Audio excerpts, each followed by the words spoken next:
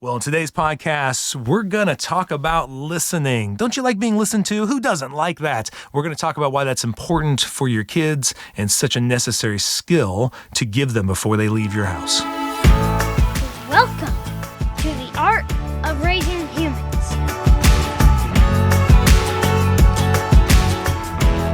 Hello, and welcome to episode 69 of The Art of Raising Humans. I am Kyle. And I'm Sarah.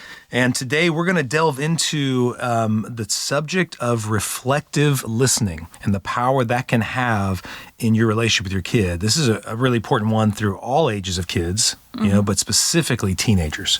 I think teenagers really need this, And it keeps your relationship. It helps you guys stay connected through those years where lots of things are changing. Yeah, so we want to dive right into it, but I do want to send out a quick message to say, hey, jump on, visit us at our Facebook page, the Art of Raising Humans Facebook page, the Instagram. I think we've even got a TikTok. We're doing reels and other types of ways to help you visually, also through video, able to understand some of these skills better. So each time we have a podcast, we double up and accentuate some of those topics on those social media sites. So we'd love to have you join us. If you haven't already, please share this podcast. Help equip more parents in 2023 to become parents that are moving away from fear and shame and really raising self-controlled kids that are self-disciplined. So we really would love your support by commenting, sending us feedback, or giving 5-star ratings. All that kind of stuff really helps the podcast be seen, help more families. So let me ask you this. As somebody who's really good at listening, maybe you can't answer this, but why is listening so hard? Because you're good at it. It doesn't seem hard to you. Well, you can intentionally do something. Okay, so why is listening hard? I think because our minds are busy with us. Mm-hmm. And that's not even how humans are, right? Yeah. We're thinking about ourselves. Yep. And how we're going to survive this moment or do this thing or whatever it might be. Mm-hmm. And so sometimes it's hard to kind of hush those voices, that internal buzz going on, and really tune into the other person. Yeah. Yeah. And I think fear also, when it comes in there, fear or stress sends off like an alarm. So I think almost listening is hard because it's almost like an alarm system in a house, just beep, beep, beep, beep. And you're like, oh no, big emotions. Oh no, conflict. Oh no, disappointment. All these things that we don't actually like. We don't like these. I'm like, oh, I hope my kid's disappointed today. I hope they're really upset. Right. All these things go off. And like, you know what? I've got my own stuff. Just make it stop, Yeah, or you just want them to feel better. Yes. So you're just wanting to quiet that down as quickly as possible and get them back to being happy. But I think it's funny. That was your thing. Like, you just want them to feel better. I just want them to stop. I just like, come on. What's up with these big feelings? Can we just make them go away? It's so much more fun to everyone to feel good. Yeah. You want everyone to kind of feel good. I think a lot of parents, that's a big thing. I don't know how many times, this is a whole other, I'm not going to go on this tangent, but I know in our culture, we're obsessed with wanting our kids to be happy. I don't think that's healthy at all. Like, being happy is just a momentary feeling. Like, you can't, and there's nothing you can do to make that happen. I know parents, if you're listening, you've tried, and sometimes the kid just still isn't happy. So I would encourage you to shift that goal. The goal is not to raise kids that are happy. It's to help raise kids who actually are self-aware and can regulate their emotions and can actually make choices and feel empowered to impact their life. So I'd actually raise a kid who's content, a kid who feels some sense of satisfaction with their life rather than just happy. Because sad is good too, and so are these other ones. Yeah. I mean, that's not today's podcast. It's not. It's a whole nother one. Chasing happiness is not a great motto for life. But I would say their emotions tend to trigger our emotions. And that's why it becomes hard to listen. Definitely. Yeah. It's when those triggers can go back to our own childhood. Mm-hmm. Sometimes we're not even aware we've been triggered and something's just all of a sudden going off inside of us. And it could be hours or days before we go, I think I had that reaction. I think I felt so strongly about that. Yeah. And so when they do something, we can't help it. Our brain goes, child doing such and such behavior or this emotion, and it pulls that file from your childhood. Yeah. And so it goes, pulling everything that relates to anger or outbursts or sadness or, and it starts filing through that and inserting what it thinks it should insert into that moment. Yeah. I'm also thinking, I think another reason why listening is so difficult, because we live in a really noisy society. Like listening takes time. Yeah. I've got to be patient. It's easier to not even listen to ourselves. to not even listen to what's happening. Definitely. It's easier just to shut. I don't know. There's a lot of families we've helped who every night they go to sleep with the TVs on, because they know if they turn that off, the silence, even listening, it's just too much. Yeah. They don't want it. Yeah, So there's definitely. constant noise. There's, You have to-do lists and phones beeping, and you have a lot. We have a lot coming at us right now. yeah, and a lot of ways to not listen.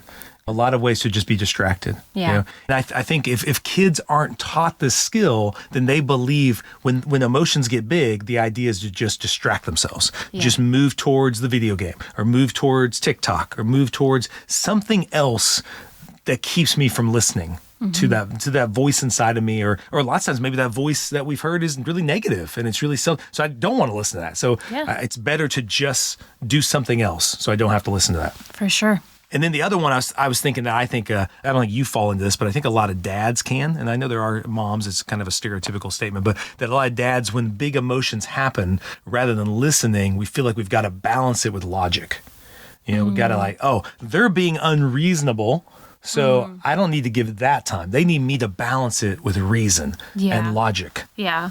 That's our great attempt to make it better too. You can see what happened. You're thinking that's not really that big of a deal. Yes. Yeah.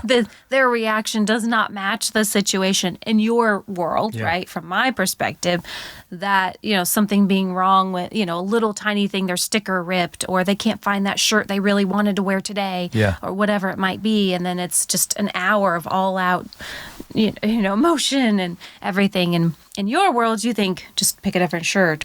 And so we want to insert that logic into it. Like, oh, they're just missing the logic. If I supply them with the logic, they'll go suddenly, oh, you're right, Dad. That shirt wasn't very important. Let me go. But it doesn't work that way. It doesn't work that way. Yeah, because they need to be heard, right? They need to know you hear them. Yes. And that's actually how emotion eventually actually moves on, is once it's been felt and heard and it feels like it's understood, then the emotion now can shift.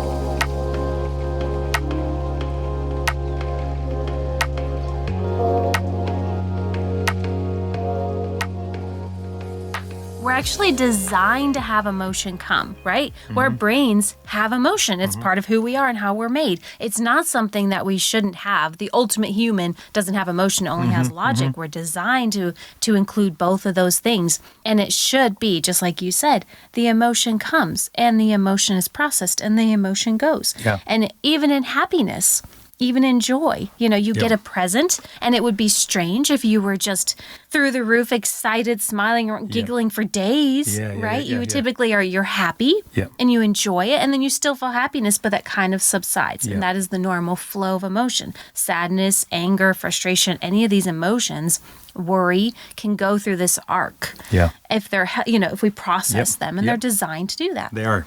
So listening is difficult. So we want to start with that. We understand it's hard, and it takes a lot of intention to really listen to somebody. But everybody listening to this podcast loves to be listened to. Everybody wants to be heard. Everybody wants to know somebody's out there who does hear them. Like we are actually not designed to be alone. And to be by ourselves, even though at times that might feel good to pull away from all the noise and be alone, that would be good. But inevitably, we are social creatures who want to be listened to and want to be heard. And that's actually how we process things with each other. So this is a very vital skill. And I'm emphasizing the vital skill, I think, in all societies forever, but specifically now where you see so many kids struggling with this, struggling with the ability to listen to each other, to listen to themselves. So I want to really emphasize the skill of reflective listening, because it's something you want the kids from the youngest. You can start doing it at time they're born. You can start showing them how to reflect upon what is going on inside of you and what does it say to you. I mean, one of my funnest things to do with teenagers, especially, is when you're helping them. They're all confused about what's going on in their life and they're needing some answers. And when they realize the answers are actually within them. If they would just take a moment and almost like you can't see me because we're not on video, but I'm opening my hand. I just encourage them to open their hand and just put that story about that event in your hand, and let's just look at it from all sides. Let's just be curious about what meaning are you drawing from this thing? You aren't motivated to do your schoolwork. What meaning are you telling? You're lazy. You're going to be unsuccessful the rest of your life. Are these the stories you're telling yourself? Or are you just saying that right now you don't feel challenged by that class, or you don't really have a good relationship with that teacher, or maybe this time in your life you find social stuff more exciting and more engaging, And so that could be a story. I don't know if that's true or not, but throwing it out to the kid to go, oh, there's multiple ways to understand this thing that's going on in me. There isn't just the one my parents told me it was, or just the one that negative voice told me it was. There's other ways to see it. Yeah, definitely. It's a really important skill to have because in our society, they're not being taught to reflect and go, I wonder what's going on there. Or I wonder how come I reacted that way. Yeah. So when we aren't reactive, Sarah, we are able to then be receptive. Okay, so we've had a podcast before about this, about Dr. Siegel talking about reactive, bad. We don't want to be reactive. Okay, so every parent, what that looks like for you. Kid does something, bam, you react to it. Okay, that's almost 100% of the time not going to go well. No. Okay, so the next step would be responsive and the ability to stop and think for a moment. But then he says even further from that would be the ability to be receptive. And so that's kind of where we're putting in this reflective listening. Is you tie it in. I know they're all 4 R's, which is fantastic for alliteration purposes, but you want to move into this reflective listening that ties in to being receptive to what the kid's, feeling and going for. Okay. And so this skill is so important because it's going to help our kids not be controlled by their feelings. How does reflective listening help our kids not be so controlled and consumed by their feelings? The funny thing about feelings is when we try to push them aside or don't give them space and don't actually listen to them, they don't. They may, it's kind of like a volcano. They're just bubbling inside. Yeah. There's going to be another day. There's going to be another moment. And I don't care if you're 40 years old, that's still bubbling inside.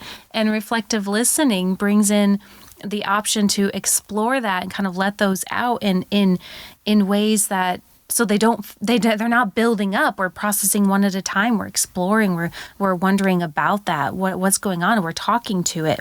And it also is then it's not like it owns the person. You are not that feeling. Yeah. That feeling is then I liked when you had your palm out, you're holding your hand out, and that event is there, but it's like that emotion is there. Yeah. And you can kind of talk to that emotion, and that emotion is serving a purpose in your life. Yeah. So we don't want to bury it or get rid of it as quick as possible. We kind of want to, tune into it and go, what is this trying to give me right now in my life? Yeah. And I want to listen to that. It'll inform my future. Yeah. It'll inform this moment that I'm in, this whatever the situation might be. So it's important to tune to that. Yeah. And as a caregiver, you want to do that with your child, right? You want to come in with that reflective listening to say, hey, tell me about this. Yeah. And when they're telling you about it, you're trying to help them unpack those different perspectives. Because maybe they do at first say, yeah, I'm just stupid. That's why I can't get good grades, But then you're kind of helping them go, oh, but is there another angle? And you do that by listening. Oh, I hear you saying that you think you're stupid. But I'm kind of wondering, is there anything else? Yeah. So you're hearing what they're saying and you're letting them know you hear it by saying it back to them. Not like a parrot. You're not just, you're saying I'm stupid. Yes, that is not reflective listening. That's annoying. Really annoying. Yeah. You're actually kind of sliding into You're trying to unpack it. Yes. Yeah. Yes. You're sliding them into their perspective. And, if they're holding up glasses and looking through something, you'd say, hey, can I look through those too to see what you're seeing? Yes. And then you'd want to be like, I wonder if we look at it over here. Yeah. And so you're honoring it and exploring it with them. I love that one technique that Dr. Cohen, from his book Opposite of Worry, he talks about when our kids are getting these big feelings, lots of times they feel like they're a victim to the feeling. And we do too. We feel like the feeling's just taking over. And it's like, he said, it's like a picture of the feelings driving the car and you're in the passenger seat. And he said the tendency is when we react is we want the feeling just to get out. We want to either just shut it up or kick it out, but that doesn't help serve the purpose of the feeling. The feeling isn't going away. So the feeling, you could kick it out of the car. It's just going to cover the windshield or get on top of your car and keep screaming at you. And so he said, if you can just move the feeling over to the passenger seat, take the car back. You definitely want to do it. That's the emotional regulation piece. So you want to regulate your emotions, but then you want to talk to it. And just, I know it seems silly, but this actually is great to do with kids, even teenagers. What's the feeling saying to you? Even yourself. Yeah. So what is that? What's that anxiety telling me? Why am I so anxious about this? And just let anxiety tell you what's going on. Because the feeling isn't good or bad. It just is there to give you information about yourself. And just think how cool that would be for your kids to go off, leave your home, go to college, and have the skill of knowing the feeling isn't there to hurt you. The feeling is there to actually tell you something about you. Like, think how helpful that would be if then your kid's in a questionable situation and they're feeling a little like, I don't know if this is the right place for me to be. Yeah, You'd want that kid to listen to that feeling and go, yeah, this isn't where I want to be. Instead of going, oh, don't listen to that. Don't listen to that. Just get drunk and make it go away. Or just like, you want them to listen to it and be curious about it. They've learned to not have that immediate response of shutdown. They've learned to have that immediate response of just take a breath for a second, reflect, now turn to it and go, what is this trying to tell me in this moment? And let me choose my path.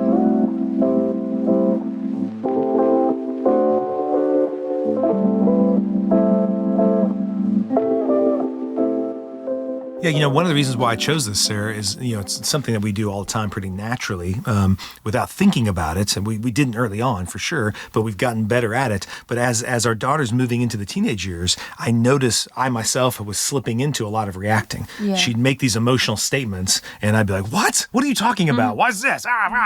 And I noticed the thing I slipped in was dismissing her feelings, correcting them, or criticizing them. Yeah. And I was like, wait a second. The goal here isn't to somehow just make the situation go away. I know. Oh, you want to fix so bad, though. Yeah. So I hard to just resist that fixing. The goal here is to help her get this skill of reflecting on what's happening in her. Yeah. And that's actually why she's talking to us about it. She's not talking about, I hope they dismiss and correct and criticize, or she's not even saying, I hope they make it all better. She's saying, I need to understand this. Can someone help me see, do you see me? Do you understand me? Can you help me do that too? Yeah, and they're actually they're overwhelmed, and they're saying, please help me understand this. It's no different than a lot of marriage counseling is that. A lot of spouses have feelings, and then the other spouse dismisses, corrects, or criticizes, and it causes damage in the marriage. Like, no couple likes that. Yeah. They all want the other couple to just be receptive and reflect on it with them. Because the point of reflecting on, when you do that, if you've ever felt somebody do that, it helps you really grow and change. It actually keeps you from being stuck. And how much do you want that to happen in the teen years, right? You want the teenager not to depend on you to come in with your magical answers to every problem they ever encounter. You actually are hoping they can come to these solutions and these ways of looking at things, right? So sometimes you do need to you need to listen. You need to just do that reflective part and let them take that journey. And it might take a while. Yeah. Definitely a slower process. Yeah. Right? But that's where you're wanting them. They need to be able to do that on their own. Yeah. And of course, they hopefully have relationships and can engage in that, but they practice it with you. They build the skill with you so they can go out and do that. Yeah. You can do this in simple stuff, Sarah, from like, I don't really like math. And we go, oh, what is it about math? Because I remember last year you kind of enjoyed math and now you don't like math. Or I don't really like piano, or I don't really like, playing tennis, or whatever the thing is. And sometimes parents are pretty good at that, especially if they're not taking it personal. They can just go, oh yeah, well maybe tennis isn't your thing. Maybe this other thing is your thing. Or you seem to have shifted from a lot of different things lately. Is anything your thing? Or do you feel kind of hopeless in finding your thing? And as you do that, you start to uncover the iceberg. And what I mean by that is this picture of, I'm sure many people listening have seen this, but the studies show, I don't remember the exact percentage, but really only like 8% or 10% of the choices and decisions you make throughout the day are conscious. Like you actually thought about them and did them. 90 to 92% of those decisions throughout your day are just unconscious. And what I mean by that is your decision to walk, like how you walk, how you talk, how long you take a shower, how long you brush your teeth. Like a lot of these things you don't think about. You just do them, and they're unconscious. And so if you can help somebody just raise their consciousness, their understanding, their self-awareness about what they're doing and how they're doing it, it then empowers them to change that. So some counselors, even going back to what we talked about last time, this, sometimes an outward in type thing. This is an outward in thing that can be helpful, is sometimes the counselors will tell a client, just walk different today. So today, purposely be conscious about how you walk and reflect on it. Are you walking slower? I've had to do that when I'm walking with the kids. I'm a fast walker. I like to get from point A to point E quick. And I've had to go, what is it? How come I'm walking so fast? Why don't I slow down? What would happen if I slowed down and walked at their speed? And I can feel the tension, like, oh, I just want to go. But then there's something that's simple about just walking as slow as them. And so just even those kind of ways of, why do you walk as fast as you walk? Why do you take that long or that short in the shower? What are you trying to accomplish? And how come you talk to people that way? And so just reflect, it helps reveal that iceberg that's covered up, and you start to make more and more of your choices become more and more conscious. So therefore you can own those choices more. Yeah. And how powerful would that be if you're doing that with your interactions with your children? Maybe you have something that's just this is how I respond to this, and this is how we greet each other. But what if you just really paid attention in a day during arguments, or even during times of things going really, really well, and just like, why did I say that? Or why did I do that? Just to kind of be curious and raise that awareness of things that have become habit. Yeah. And just think about them. I think one of the coolest breakthroughs that's really fun as a counselor to see when you're helping and coaching parents and teenagers is when the parent feels the teenager give a thoughtful response, because it looks like they actually thought about it before they said it. Because typically why they're coming for help is it's just a bunch of reactions. Parents are reacting to the kid's reacting to the parent. Everybody feels controlled by the other person because nobody's really stopping and just reflecting. And you usually have done this dance a few times, so everyone kind of knows the moves. Yeah, and so it's really cool when they purposely stop and they take a deep breath, and then they think about what they're going to say and actually give a thought out response or a thought out answer. Yeah. And you can see, it's just, they're so proud of it because they feel like, oh, I don't have to be controlled by my parents. Yeah. I can actually decide what I say in this text, or I can decide what I say to them in this conversation I'm having. And it's really cool to that self-awareness that, oh, all the choices I'm making are mine. And I don't need to make these unconscious choices, just reacting to my environment. I hope we gave you a real good taste of what reflective listening looks like. Let's move away from reacting. So notice that. Am I reacting too much? And instead, am I being curious? Like when my kid is having these emotional things, how am I showing them curiosity? And how am I helping them be more curious and understand themselves better?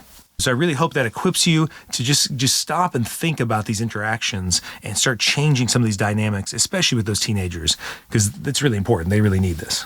They do. It's just, I don't know, I don't want to say magical, but it's almost just magical in a relationship where you do come in with that reflective listening and just watch how, if they feel safe, how open they'll become and how you feel like you come together in addressing some problem or concern or whatever it might be. And if you just listening, it's just like a balm to them. It's just love when a teenager feels truly seen and just listened to. And it's something that Sarah and I have to remember to do every day. Yeah. So it's a work in progress. It's not something that's just natural. And if you want more just help with this, with your teenager, we have a great course we put together on parentinglegacy.com called How to Communicate and Understand Your Teenager. And I think it's got so much, 90 minutes worth of video content and skills and tips on how to connect through reflective listening and other skills like that. So we hope that would be helpful to you as well. So thank you for listening. Please share this podcast with your friends who have kids who you really feel like need to help with this. And we just thank you for your time and hope you have a great day. Thanks for listening. The Art of Raising Humans podcast should not be considered or used as counseling, but for educational purposes only.